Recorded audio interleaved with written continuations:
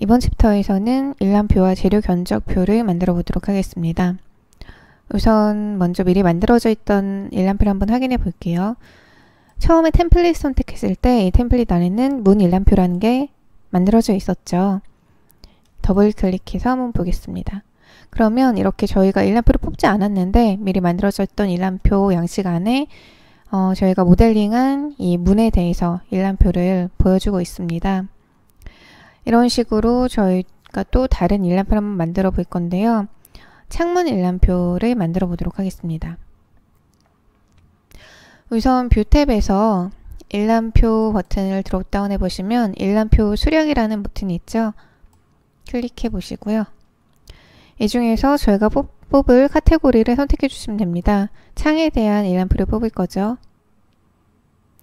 그리고 확인해 주시고요. 이제 이 일람표에서 어떤 필드들을 볼 건지, 그러니까 어떤 특성들을 볼 건지 선택해 주시면 됩니다. 우선 그 창문이 어느 레벨에 있는지 레벨을 선택하고 오른쪽에 추가 버튼을 눌러서 일람표 필드로 만들어 줄게요. 이런 식으로 왼쪽에서 원하는 특성들을 선택한 다음에 추가해 주시면 되는데요. 이어서 패밀리 추가하시고요. 그리고 유형도 추가할게요. 그리고 이 패밀리의 폭과 높이를 봐야겠죠, 창문의 폭과 그리고 높이 추가해 주시고요. 그리고 이 중에서 제조업체라는 게 있습니다. 제조업체도 추가해 주도록 할게요. 이 정도만 넣어 보고요. 이제 바로 정렬 그룹화 탭으로 한번 가보겠습니다. 정렬 그룹화 탭에서는 이 일람표를 어떤 순서대로 볼 건지 그 정렬 기준을 선택해 주시는 건데요. 정렬 기준을 레벨 순으로 해볼게요. 레벨마다 몇 개의 창문이 있는지 보고 싶다 할 때는 바닥글에 체크를 해주시면 됩니다. 그리고 그 아래에 보시면 총 몇 개인지도 확인할 수 있도록 체크란이 있죠? 이 총계에 체크를 해주세요. 네, 이 정도만 설정을 해보고 바로 확인해 보도록 하겠습니다. 필드와 정렬 그룹화 탭에서만 선택을 하고 완료를 했죠. 확인 버튼 눌러주세요. 그러면 이렇게 1층에, 2층에, 3층에는 각각 몇 개의 창문이 설치되어 있는지 일람표가 패밀리, 유형, 폭, 높이 등으로 저희가 선택했던 특성별로 이렇게 필드가 만들어져 있죠. 그리고 이때 여닫이 창에 같은 유형 그리고 미닫이 창에 같은 유형 이렇게 동일한 유형들이 쭉 다 나열되고 있는데요. 동일한 유형은 리스트에 다 나오지 않고 그룹해서 보겠다 할 때 편집하는 걸 한번 해보겠습니다. 먼저 정렬 그룹화 탭으로 다시 가보고요. 이때 다음 기준에 유형이라고 선택을 해줄게요. 그리고 아래 보시면 모든 인스턴스 항목화라는 게 있습니다. 이거를 체크를 해제해 주도록 하겠습니다. 그리고 확인해 볼게요. 그러면 이렇게 유형 묶음별로 동일한 유형은 리스트에서 제외됐죠. 그리고 저희가 제조업체라는 필드도 넣었었는데요. 이 제조업체는 일람표상에서 바로 입력해 주셔도 됩니다. 세짝창이라는 유형부터 한번 넣어 볼게요. KCC 이렇게 입력을 해보시고 엔터를 누르면 모든 요소에 적용된다 라고 나오죠. 그러면 세짝창에 전부 다 바로 업데이트가 됩니다. 마찬가지로 다른 유형도 마찬가지입니다. 입력해 보시고요.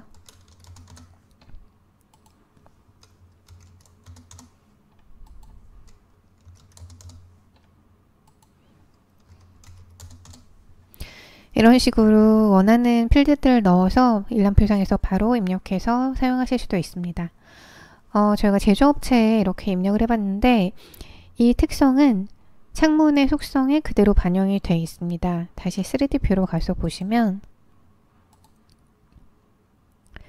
이 원형창에 한번 볼게요. 원형창의 유형의 특성 한번 보도록 하겠습니다. 그러면 여기에 제조업체라는 곳에 저희가 입력한 대로 LG라고 쓰여져 있고요. 그리고 또 다른 창을 볼까요?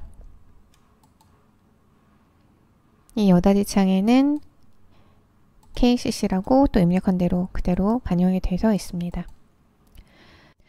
이번에는 이어서 바닥 재료 견적표를 만들어 보도록 하겠습니다. 바닥에 사용된 재료 콘크리트 물량 확인하고 그리고 그 비용을 확인해 보도록 할 건데요. 우선 모델을 보기 위해서 3D 뷰로 이동해 보도록 하겠습니다. 보시면 이렇게 층마다 저희가 바닥을 작성했었는데 바닥에 재료가 설정이 되어 있는지 또 어떤 재료로 맵핑되어 있는지 한번 먼저 보도록 하겠습니다.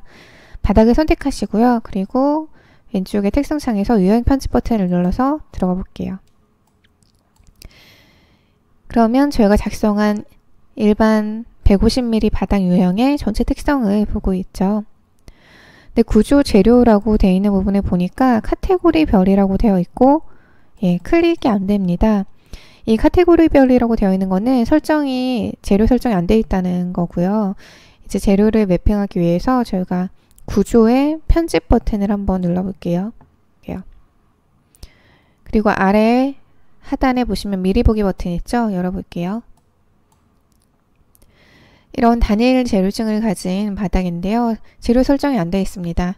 재료 부분에 카테고리 별이라고 써있는 이 부분을 한번 콕 찍어서 보시면 작은 버튼이 나오죠. 이 작은 버튼을 따라서 들어가 볼게요.